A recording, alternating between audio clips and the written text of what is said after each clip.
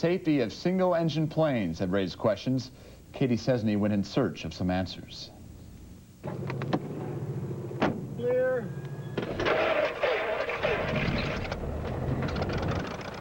I've been flying for a little over 40 years. The cockpit of his plane is as familiar as the front seat of his car.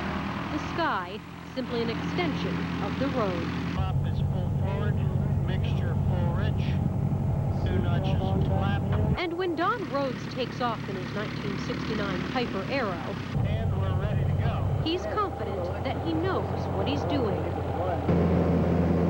You can see you have tremendous visibility. Flight conditions have always been important for Don, but the recent crash of John F. Kennedy Jr. has him thinking. You don't want to get into a situation that is beyond your capabilities. Today's visibility is 15 to 20 miles. Imagine only 3 to 4.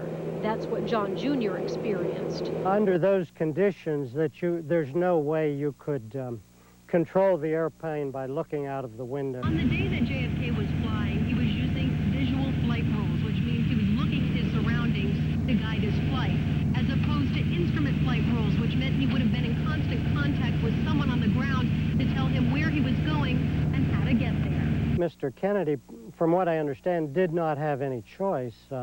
He would not have been allowed to fly on instruments because he did not have an instrument rating. Is it any more accurate to do the instrument flying as opposed to visual flying? It's probably more accurate. You are always on someone's radar screen, and you are always in communications with them. Instead, John F. Kennedy Jr. dropped from the sky without a trace.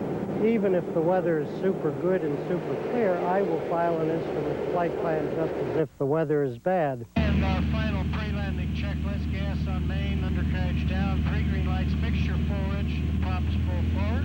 Don doesn't pretend that single-engine planes are the safest in the sky, but he knows his limitations. That's the runway over there, sir. So he always lands on the ground. Not too bad. Could have been a little slower when it hit.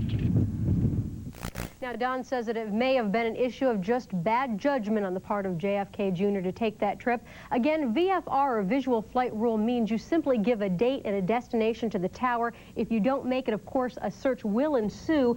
But with IFR, instrument flight rules, you're talking about the pilot being in constant communication with the ground from the time of takeoff to landing. Don believes that any skilled IFR pilot could have made that flight safely under those weather conditions. There's a lot of conjecture about what really happened, and we may never really truly know. Right.